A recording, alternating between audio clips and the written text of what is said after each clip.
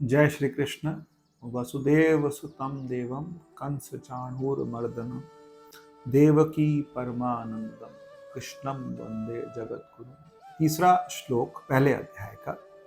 पश्येताम पांडुपुत्राणाम माचार्य महती च मूम यूढ़ा द्रुपद पुत्रेण तव शिष्येण धीमता।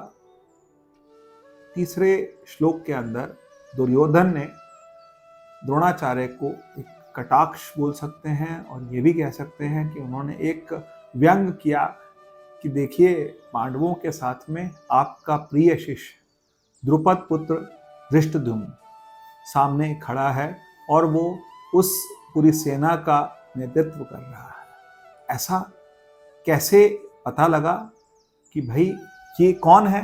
तो उसमें यहाँ समझिएगा कि धृष्टद्युम्न जो थे वो द्रुपद के पुत्र थे और द्रुपद को कहीं ना कहीं द्रोणाचार्य से एक वैर था और द्रुपद ने अपने ही पुत्र को भेजा द्रोणाचार्य के पास, उनके पास धनुर्विद्या सीखने के लिए, बाकी विद्या सीखने के लिए। लेकिन उसके साथ साथ द्रुपद ने ये मन ही मन में ईश्वर को मना रखा था और ये वरदान प्राप्त कर रखा था कि मेरा पुत्र जो होगा वो द्रोणाचार्य का वध करेगा। अंत में हुआ भी यही कि एक शिष्य ने गुरु का वध किया और धृष्टद्युम्न ने ही द्रोणाचार्य का वध किया था। जिस समय युधिष्ठिर ने ये कहा कि अश्वत्थामा मारा गया और ये भी कहा कि पता नहीं कि वो आपका पुत्र है या फिर वो हाथी है, उस समय द्रोणाचार्य चुपचाप बैठ गए, समाधि में लीन हो गए और उसी समय धृष्टद्युम्न ने द्रोणाचार्य का वध कर दिया।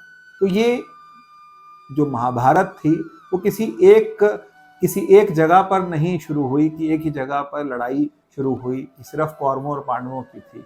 इस लड़ाई में बहुत सारे लोगों के जो अपनी दुश्मनी थी या द्वेष था, वो द्वेष की पराकाष्ठा जब हुई उस समय ये युद्ध प्रारंभ हुआ और अलग अलग समीकरण बनते रहे। कुछ लोग पांडवों की तरफ चले गए, कुछ कौरवों की तरफ चले गए, किसी का द्वेष किसी से था, किसी से द्वेष किसी से और से था। लेकिन इसी से पहले भगवान श्री राम भी कुछ कहते हैं कि अगर हम उनकी बात को माने तो कितना सुंदर होता विश्व। बात क्या है? भगवान कहते हैं सब मम प्रिय सब मम उपजाए। भगवान कहते हैं कि सब मुझको प्रिय हैं और सबको मैंने ही पैदा किया है, सब मेरे से पैदा हुए हैं। और जब सब मुझसे पैदा हुए हैं तो कोई किसी से द्वेष कैसे कर सकता है? द्वेष होना भी नहीं चाहिए, लेकिन लोगों ने एक दूसरे से द्वेष किया और द्वेष की पराकाष्ठा जो थी उसका जो अंत था वो महाभारत था।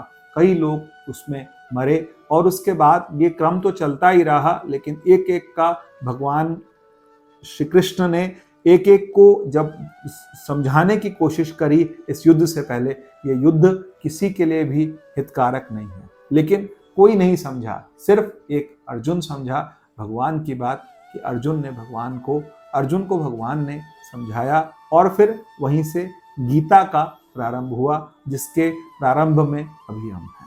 जय श्री कृष्ण। शक्ति है, भक्ति है, जन्म